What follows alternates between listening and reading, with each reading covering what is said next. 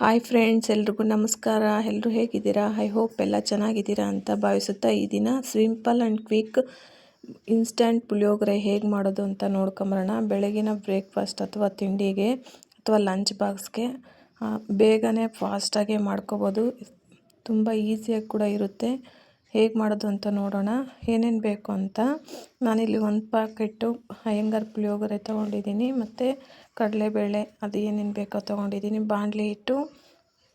ಬಾಣಲಿ ಬಿಸಿ ಆದಮೇಲೆ ಒಂದು 3 ಟೇಬಲ್ ಸ್ಪೂನ್ ಆಗೋಷ್ಟು ಅಡುಗೆ ಎಣ್ಣೆ ಹಾಕ್ಕೊಂಡು, ಅಡುಗೆ ಎಣ್ಣೆ ಬಿಸಿ ಆದಮೇಲೆ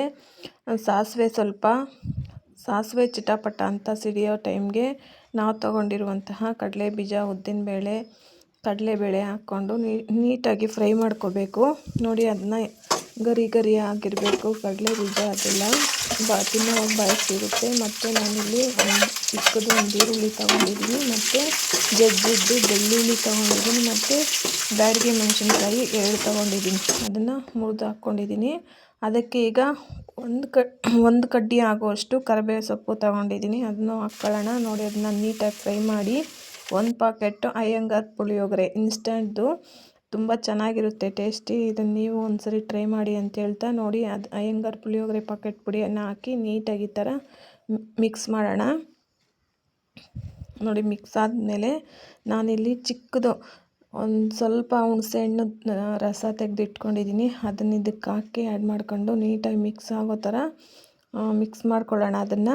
ಮತ್ತು ಕೊತ್ತಂಬರಿ ಸೊಪ್ಪು ಸ್ವಲ್ಪ ಕಟ್ ಮಾಡಿ ಇಟ್ಕೊಂಡಿದ್ದೀನಿ ತೊಳೆದು, ಅದನ್ನು ಕೂಡ ಇದಕ್ಕೆ ಹಾಕಿ ಆ್ಯಡ್ ಮಾಡ್ಕೊಳ್ಳೋಣ. ಮತ್ತು ರೆಡಿಯಾಗಿರುವಂತಹ ಅನ್ನವನ್ನು ಈ ಗೊಜ್ಜಿಗೆ ಮಿಕ್ಸ್ ಮಾಡಿಕೊಂಡ್ರೆ ಪುಳಿಯೋಗರೆ ರೆಡಿಯಾಗುತ್ತೆ. ತುಂಬ ರುಚಿಯಾಗಿರುತ್ತೆ. ನೋಡಿ, ಇದನ್ನು ನಾನು ಒಂದು ಇಬ್ಬರಿಗಾಗುವಷ್ಟು ಕಲಿಸ್ತಾ ಇದ್ದೀನಿ ಈಗ.